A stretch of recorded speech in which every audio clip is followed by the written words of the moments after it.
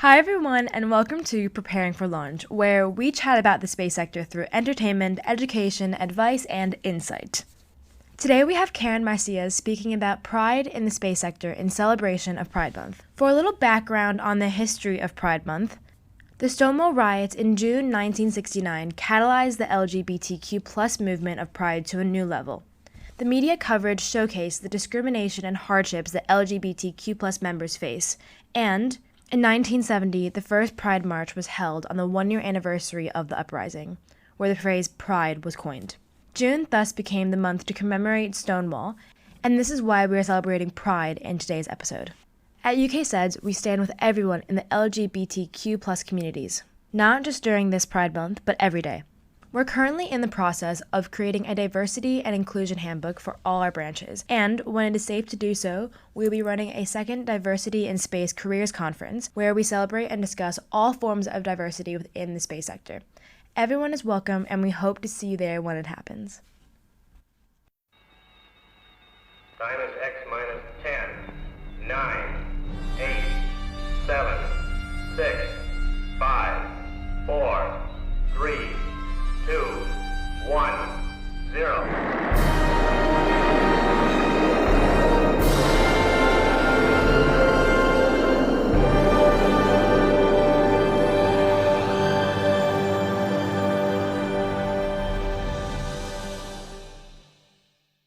Karen, welcome to Preparing for Launch. Thank you so much for being here. Do you just want to give a little introduction on yourself? Yeah, well, my name is Karen Marcias. I am a physicist from Mexico, and I'm 23 years old, and I'm very glad to be in this podcast. Thank you for having me. Yeah, anything that you want to ask, just tell me. So we'll start off with some space questions first. How did you get interested in space? Yeah, well, I mean, I think for space, it was more physics what attracted me first. When I was in second year of secondary school, I was supposed to have like my first physics class. But my teacher at the time had forgotten her keys inside her house. So she tried to, climb the window to get keys and broke her leg, which is kind of tragic. And then I didn't have a physics teacher for the rest of around 2 or 3 months. And, as a sore nerd I am, I decided to just read the physics textbook on my own. But I couldn't even understand the first chapter. And it was just like unit conversions and vectors, stuff like that. But I was just so amused by the mathematics and the physics there, even though I couldn't understand it, because I felt challenged by the physics. And that led me to reading my first ever science book, which was The Grand Design by Stephen Hawking. And I completely fell in love with physics and the universe throughout that book. And I guess the rest is history. I mean, it was like my first science book that I read, and just trying to understand physics by my own and failing miserably. That led me to being very, very amused by it. I was awful at physics at first. Literally, I was awful at it. Like, I remember I joined, so everyone in the UK, so year 10 is freshman year. And I moved to the UK, never done physics before, and everyone had done it for years. And I was like, what is this? So I think one of the reasons why I appreciate physics so much is because I was so bad at the beginning. So I understand. So can you talk about your physics undergraduate experience? Yeah, so as I said, I'm from Mexico, so I did my undergrad in the Autonomous University of Baja California here in Mexico, and I just finished a couple of weeks ago, so yay, that is done. Congrats. Thank you.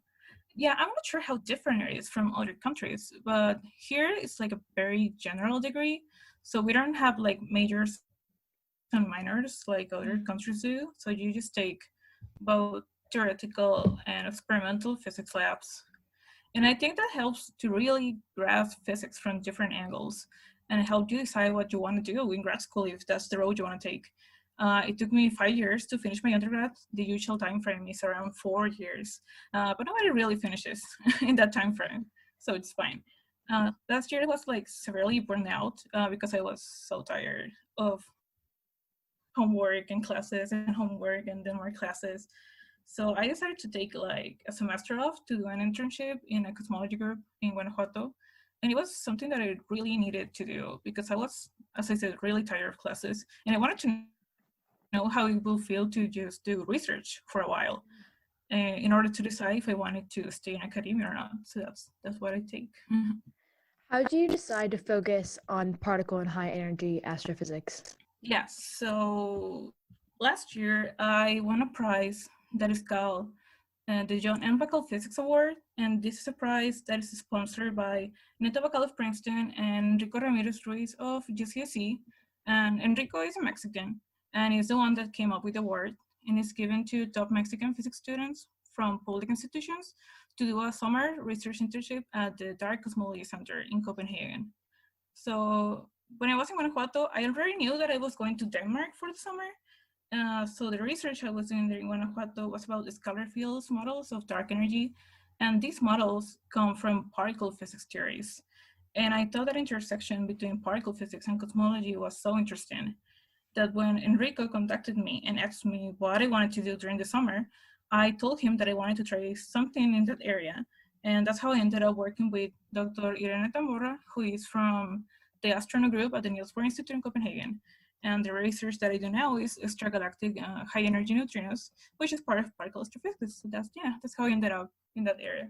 Oh, sweet. So do you think it was nice doing practical work in between your years of degree to kind of like get some real experience outside of the classroom? Yeah, I think that's so important because when you're in school, it's very similar to what you do in high school and what you have been doing before, right? It's just classes, and then you do the homework, and then you have a lab and you write a report. But how is it to actually work in the field? What is it to do research, or maybe do an internship at a company and see how the industry works? It's very different. So I think it will be really good if students will consider doing some sort of research internship when they are in undergrad, so they know for sure if they want to do science as a living. Can you talk about your plans for next year, post-grad? Yeah, so I'm very excited about that.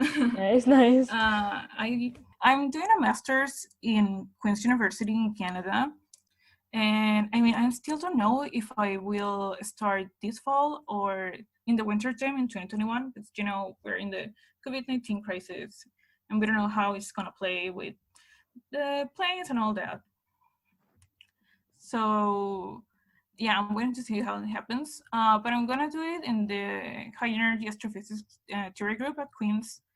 And if everything works out, I'm gonna do my master's, and yeah, let's see if I stay there for my PhD or not. That I don't know about that still. That's so exciting. Where do you see yourself in like 5 years? Yeah, well, I mean, if everything keeps working out, because we're Yeah. working out right now, hopefully during my last year or 2 years of PhD, because I do want to stay in the academic route. So I want to do my Yeah. master's, my PhD, my postdoc, and then find somewhere where they need a professor in physics Fair and enough. be able to have my own lab or my own research group. So yeah, hopefully doing that, and hopefully still doing part of science communication is what I would really like for me in the next 5 years. What draws you to academia and outreach? Yeah, so that's a really good question because when I was a student in secondary school and high school, my teachers there really pushed me to do there's like the science Olympics kind of, worldwide. There's like the physics Olympiad and there's the chemistry one. And I did the national ones in physics and chemistry. And I really like that just solving problems. And I thought, well, how can I solve problems and earn money? And that's, doing research as a physicist or astrophysicist. So that's why I like academia that much. And I think that when you really like something, you want to share it with everyone. So I think science communication is exactly what it does, is just sharing your love for physics and astrophysics. And I want other people to get excited about it, just as excited as I am. I love that. I love your Twitter account. You can talk about Twitter a bit, like you're very active on that. Yes. So Twitter is amazing. And I have so much things to say about Twitter. It feels like I'm a spokesperson for Twitter, which I'm not, but I love it. Yeah, so Twitter, I joined like maybe 3 or 4 years ago. And at the time, I was just looking for some sort of like connection with other people who thought like me in the world. And I found like this amazing community of scientists and academics on Twitter from all over the world. And we can just chat about everything and see how things are working out, maybe in the UK, how we're working out in the States, and how we're working out in South America. And it doesn't matter where you're from, things are different, but you can still, reach and connect with people from all over the world. I think that's amazing. And that's something super important in science because science is international. Yeah. So you want to create connections that work at that level. So just going right in there, what does pride mean to you? That is such a hard question. It's a big one. I mean, I think that, the definition of pride, I think, is very personal. To me, pride is all about sense of community. Yeah. That sense of belonging somewhere where there are people like you. It's like having this big support group, this big family that is there for you to back you up when people want to be hateful. And yeah, I think that's one of the reasons that the sense of community that I actually joined Twitter, right? So I found all these LGBT scientists on Twitter and I thought, hey, I'm not the only one here. That's fantastic. And they back me up when I need some backup.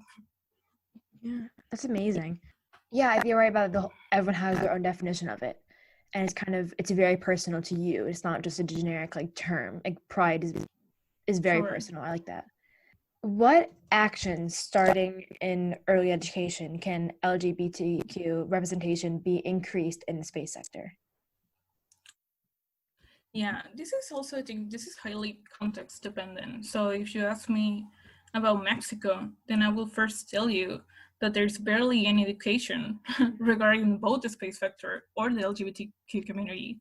And that has to do with its history, right? We're still a country that is very conservative. So well-rounded education from an early age is extremely important.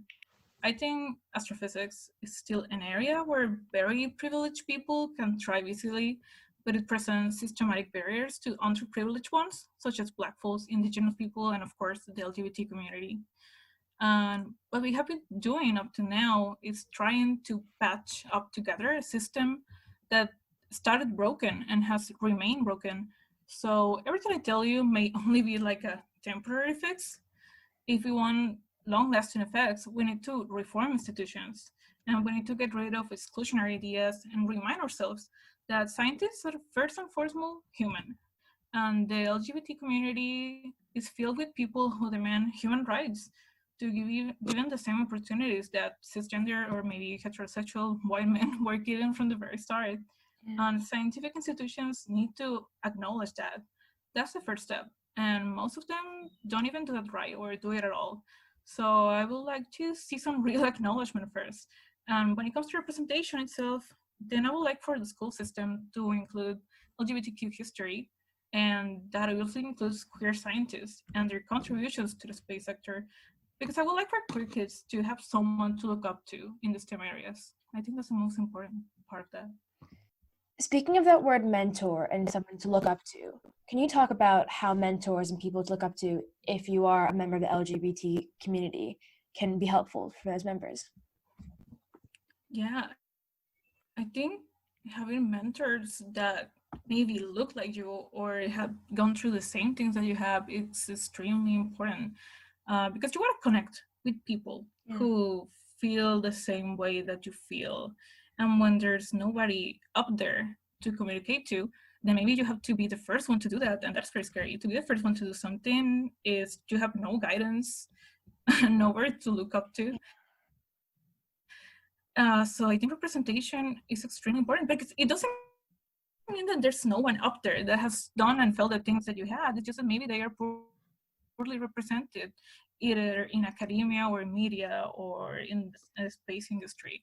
So giving them the space to shine is really important for everyone, but especially for those in the LGBT community that want to thrive for, that just respect overall from both academia and the sector. This is a big question, but what challenges have you faced as a Mexican woman and also member of the LGBT community in the space industry?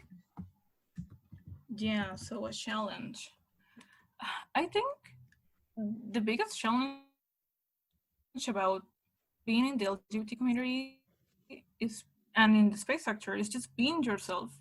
Because most of the time, uh, you know, where you're talking about your pride as a queer person, you come up as this maybe like this very bright, colorful person, and sometimes that is associated with something that is not very professional to other academics, and that is not true. I think that's BS. I Yeah. mean, you can be queer and you can be all, yeah, you can be queer and you can be all happy and you can wear your colors and still be professional. But sometimes you're scared that people will see you as this queer scientist before a scientist. And it's cool that we have representation and visibility. I want to be that for someone else, but I don't want other academics to just see me as this token person they can put on pamphlets, or use me as this diversity person who is like queer and it's just there to make the department look good or whatever. I want them to really see my work and to really respect me for who I am. 100%. That's really amazing, though. I really respect the hurdles that you've had to overcome to go into the space sector and just the overall STEM community. Respect to that. I don't know what to say. That's really impressive. I respect all my colleagues that are from underrepresented group. I really do. It's really hard to be, in a department that is dominated by usually just white folks, Definitely. or white heterosexual cisgender people. Mm-hmm. And you're scared to act a certain way that compromises who you are.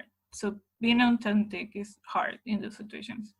Are there specific ways that companies or organizations can be more inclusive to LGBTQ rights, or like specific actions they can take to make youth and others feel more inclusive? Yeah. Well, first of all, I will tell them to hire a professional to assess how the climate is in said company or organization for their LGBTQ employees. In Mexico, at least, there's one company I know of, which is called Pride Connection, and it does exactly that. It creates connections between LGBT organizations and employees and between their companies to create this really safe environment, for them to thrive. Because at the end of the day, we just want to feel safe and respected in the workplace. And that can be made through the smallest of actions, It can be like celebrating Pride Month, putting a tiny flag on your desk. But that also needs to be backed up by the company, right? The company investing in creating detailed guidelines in what to do in the case of discrimination in the workplace. But then again, that is only possible if the law of said country specifically states that being discriminated by your sexual or gender identity is a crime, and therefore a good enough motive for organizations to fire those people who are discriminating. And companies need to step forward and advocate for their queer employees. Because the minute a problem comes up and it's just, swept under the rug instead of making a public statement about it, then you have broken that trust between company and employee. And that is a very hard situation to fix. It's about like specific actions. Yeah, I mean, I'm not sure what specific actions can take. I think they have to create legislations and rules, guidelines in their, in the industry for them to be able to see when people are being discriminated by their sexual orientation or gender identity. Because, I mean, if they don't know what discrimination looks like, they cannot do anything about it. Are there certain organizations or charities that are supportive of the LGBTQ STEM students? Yeah, I mean, I can think of many. I can think of Pride in STEM, about OSTEM, 500 queer scientists. I will encourage everyone to look for the LGBT STEM Day webpage because all the collaborators are there. In Mexico, there is one that's called Debu, but I feel like its reach isn't large enough yet. Yeah. So I'll be collaborating with them soon, and hopefully something good comes out of it. The thing is that most LGBTQ organizations in STEM are from either the US or European countries, and I would really like for an organization from a developing country to be as global as they are. And I would like to help if I can. I guess we will see how that works out. What advice would you give to students that are maybe struggling with coming out in the space sector, or to their peers or people they work with? What advice would you give to them? Yeah, I mean, definitely it's a struggle to be openly who you are, either in your workplace or in your university, especially if there aren't other people there who look like you or who are part of the community. So I will tell them to first, if they aren't out yet, that is okay. It's okay to not come out if you are not in a place where you don't feel it's safe to come out. So if you want to, you can do what you can do what I did, which was going and looking for communities online. There's a lot of people online that really want to help, and there are a lot of really nice communities where you can meet people who are like you, and they will help you really come out of your shell, I think. And if you are ready, then you can start making changes where you are if you want to do that. So, for example, in my university, last year when it was the LGBT STEM Day, I proposed to do, just this like posters and infographics about queer people in STEM. So we did that, and we posted in social media, and we put the posters in the university. And then we had some talks about the LGBT community in the sciences, and those were a first in my university. And I wouldn't have been able to do that if it wasn't for the community online that first, gave me the confidence to come out and gave me the confidence to be who I am. So I will tell them to please be safe first, and then when you feel like you want to be you and want to be out in the world, then look for people in your local environment that can help you. Maybe there aren't, you just don't know because I mean, you weren't ready just to look for them. Yeah, I think it's again the importance of like space. Okay, I can't speak. I think it's again the importance of having safe spaces, and Yeah. how long that goes to help people. Just having, I don't know, like I know at university when they have like visit LGBTQ safe space, just on an RA's door, or a club if they have saying, okay, we are a safe space. Just like having those, that action is just so meaningful for people. Yeah, very small tiny things can be very meaningful. As I say, when you are in the workplace, having like the pride flag on your desk, or having that one professor will not judge you for having problems, someone you can confide in your university. I think that's very important. I think it's very important for professors to be allies too. I think, yeah, it's a good point about professors being allies, because they're teaching you, they're shaping your minds, they're there to support you. At the National Student Space Conference for UKSEDS, everybody had pronoun badges on, and it just created this really open and safe environment for everybody, because everyone was able to self-identify how they want to identify their pronouns, and Yeah. it created a very supportive atmosphere, and like this is a safe space, and however you want to identify here in this room is how you want to identify. There's no language barrier, and I think I was really proud to be from an organization that supported that and had that, just the little initiatives that they've made to make it really supportive. Yeah, I think that should be the standard. The thing is that we're looking at it as if it was this really revolutionary thing, and it shouldn't. It should be just the bare minimum that agencies and institutions have to do for their students. Yeah, it should be just normal. I think you're right. It shouldn't be like oh wow, like pronouns or something. That's great. It should be like the normal. It should just be like, yeah, it should be normal. It's like, I mean, I understand that it's not. What can the STEM and space sector do to bring the gaps between science and politics and LGBTQ rights? Right. So here's what I think. I think there are people who refuse to treat science as a political thing, but science is political. It has always been, from the simple fact that what makes science are the scientists and we are political beings. Yeah. And my answer comes from what I have said before, that STEM areas need to start talking about the foundations of its institutions and start making reparations to the LGBT community. And they shouldn't expect the queer people in their institutions to fix it for them, because that is free labor. If you want LGBTQ students to reform your whole university, then at least pay them for it, Yeah. make reparations for them. Do you have any advice for young LGBTQ students or researching working somewhere where no one is openly part of the community? Yeah, I mean, I was pretty much like that in my previous institution Yeah. because, well, first, as I say, it wasn't even out. And I couldn't find or connect with people like me that easily. But then I encountered the wonderful world of Twitter, and I found out Yeah. there's this huge community of queer academics, which to me was kind of a shock. So I recommend to those who don't have other LGBTQ people at their school or workplace to reach out online, and it can be a really powerful tool.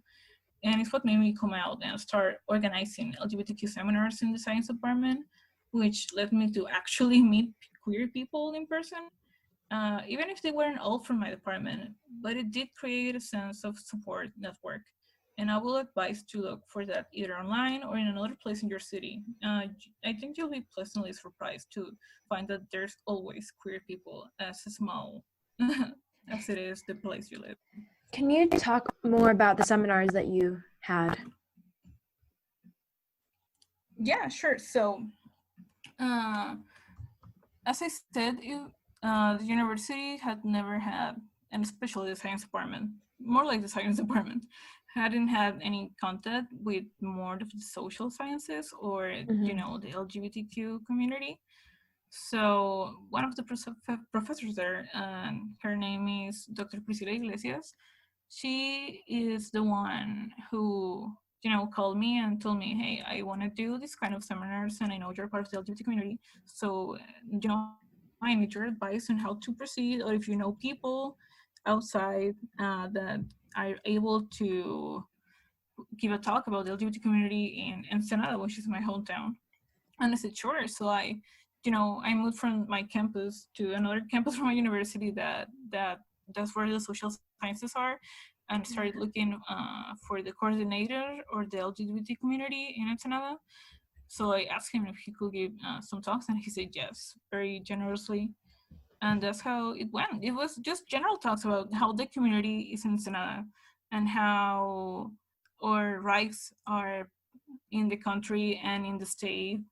And because those are things that a lot of people don't know, just what is the situation of LGBTQ people where you live. And if you want to be an ally, or if you really want to support the community, then you need to know those things. Speaking of allies, what steps can allies take to be supportive of their peers and make them feel welcome, supported, and comfortable in a workplace or an academic place? Sure. So I think allies are one of the most important things, uh, because at the end of the day, they are the ones that have the privilege, right? The ones that can use that privilege as a tool. So the first thing that I will tell them is to educate themselves, you know, just see how things are where you work. What do the LGBT people there feel like, and what is the state of LGBTQ community in your city? And once you educate yourself, then actually listen to the people who are part of the community there, and ask them what are their troubles, what can you change. And most importantly, when trouble comes, which probably will in your workplace or where you work, or where you study, then really be there for them, because we don't want performative allyship. We want real allyship, and that means allies is sticking out for us when we need them. For those who don't know, what is performative allyship?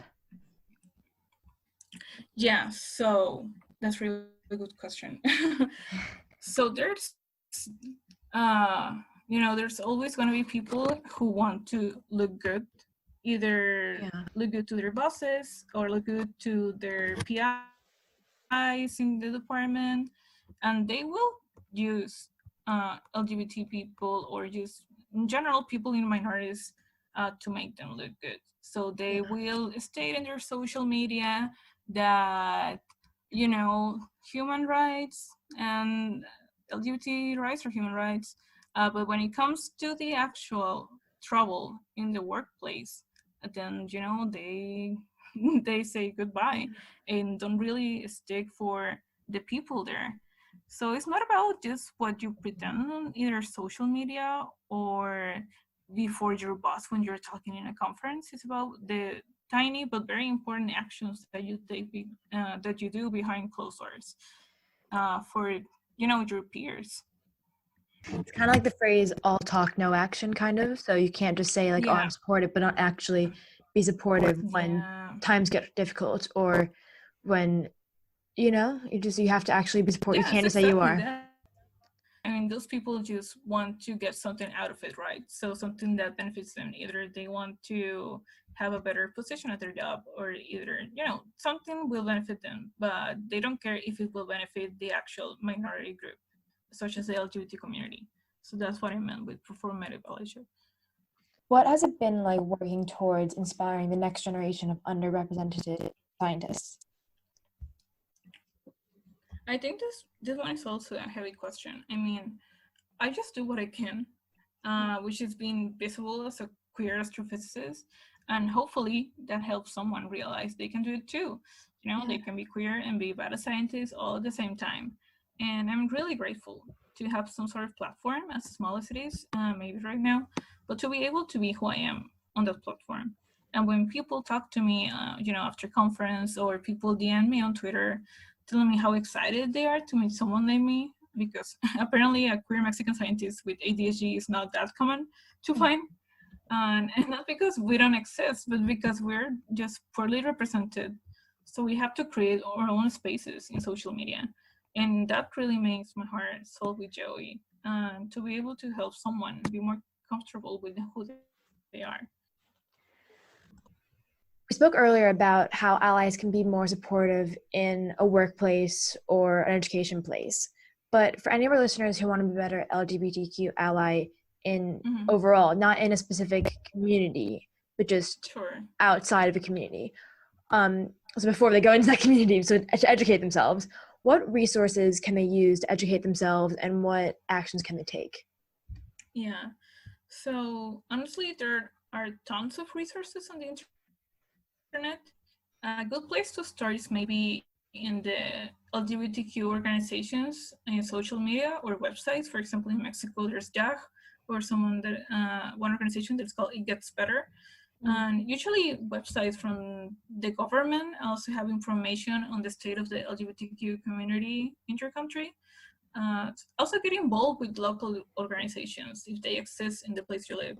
Maybe they need hosting or organizing, they need help hosting or organizing an event, or even just helping them reach a wider audience.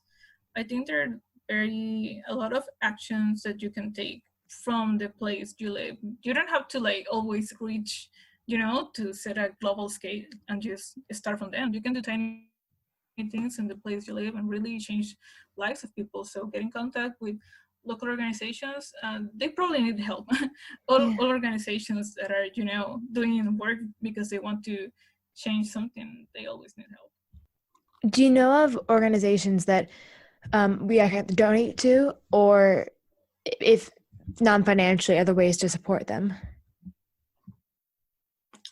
So, as I said, I think most of organizations I know, specifically in STEM, are, as I said, Pride in STEM, 500 Queer Scientists, Out in STEM, House of STEM. And in Mexico, there's JAG, It Gets Better, and DIVU, which is written DIVU. And they're always taking donations, because they are non-profit organizations. So all the work that they do, there's people that do it because they want to do it and they want to see change in their community, but they are really not getting something in reward. So helping them any way you can, and that includes donations, is a very good thing to do. We ask everyone this. This is kind of like the go-to question, but Sure. what are you most excited for in the future of spaceflight? I mean, there's so many things. Where to start? I mean, since I'm an astrophysicist, I like Yeah, or telescopes, astronomy right? research, whatever it So is. there's even more then. I mean, like, so there's the Euclid telescope from ESA. There's also the James Webb telescope, LISA, which is an interferometer, which is similar to LIGO and Virgo, that are the ones that detected gravitational waves, but this is going to be in space. So something that can detect gravitational waves in space is called LISA. That's a very exciting project. There's, of course, Mars 2020. This year, there was supposed to launch ExoMars from ESA and Mars 2020 from NASA. I really don't know what's going to happen because of COVID. I think they're still scheduled for this year, but maybe stuff can change. Hopefully, they will be launched this year. Of course, there's also the Artemis mission to the moon. Finally, some women scientists and engineers in the moon. I think that will be surely historic. That's what I'm most excited for. Anything the moon. That's mine. Yeah. Everyone says Mars. I love Mars. I was ready to go to Mars, but the moon is just my favorite. I can't get enough of that. That's just my favorite thing ever. Where do you see the future of Pride in STEM going? Yeah, so that's interesting. I mean, as I said, because I think future looks very different from where you're standing, because if you ask me, so for example, last year I went to this workshop that was called the Astrophysics Theoretical School in Amsterdam. Wow. And the purpose of that school was to bring together people from developing countries or from different minorities and, give them the resources to, what's the state of astrophysics right now. And it was really cool because, I mean, there were people, there was a lot of LGBT people there. There were people from Asia, from Africa, from South America, and it's really the most diverse environment that I have been in. There were truly people from all over the world. And so I think that if you were to ask everyone who was there, was, the future of Pride in STEM in the next, I don't know, 2 years, 3 years, 4 years, they will all tell you something different, because what the future looks in Europe or in the US, which are developed countries, it's very different from the future from developing countries. Here, I think we are not even in the state that, for example, most of European countries are right now. So we need a lot of politics changes and a lot more of representation. I have been doing some work so I'm in this group that is called Youth Scientific Society, Sociedad Científica Juvenil in Spanish, and I have been with them for like 6 or 7 years. And it's a nationwide effort to bring together students from different areas that just like science and do science communication all over the country. So this month, which is Pride Month, we're doing a series of conferences online and stuff like that, and in an effort to really represent LGBT scientists in Mexico. I think it's the first time that an event like that is being held, even if it's online. I cannot think of a conference that has been done that includes LGBT scientists, that only includes that. So that's really exciting for me to be a part of right now. I understand that other European countries or the United States, for example, they have OSTEM, which does, I think, every year they do like a conference that is just dedicated to LGBT scientists, and that doesn't exist here. So I would like to do those sort of stuff. And not only in Mexico, I mean in every developing country, in the rest of South America, and in Africa, and places in Asia. So yeah, I think the future here looks very different. I think we need to catch up first. And then after we catch up, we can start thinking about what is needed. Was there a moment when you're doing all this STEM outreach that you're really excited for the future of the Pride community? It's like a really inspiring moment. Yeah, so actually, I just did this online like panel discussion about gender and sexual orientation in the sciences like Oh, 2 days ago, okay. Sweet. and I'm yeah, Sorry, was it and I met yeah. What did you talk about in the panel? Yeah, so in the panel we were 5 persons from this society that I told you that I belong to. Mhm. And there were people from, we were physicists and nanoscientists and, bioengineers, so from a lot of areas. And I realized that even in Mexico, the state of the LGBT community is very different from state to state.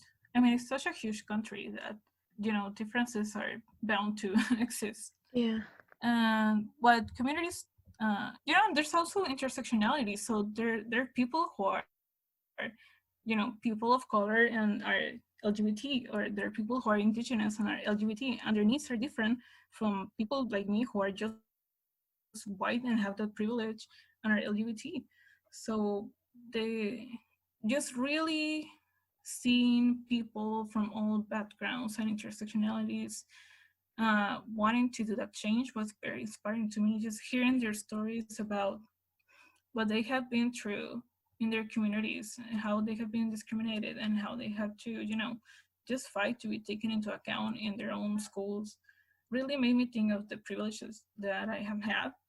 Even though it's where I live isn't like utopia either, but there's always gonna be another place where things are harder than where I live. So it made me, hopeful that there are people everywhere fighting for LGBT rights all across the country. Thank you so much for being here. No, thank you. Thank you for the interview. It was really fun. Thank you so much for listening to today's Pride episode. Don't forget to check out our websites, spacecareers.uk and UKSEDS.org, for all the latest careers information and other news going on in the space world. Be sure to join me Thursday at 5 in 2 weeks' time for our next episode. Bye, guys. Houston, Tranquility Base here. The Eagle has landed.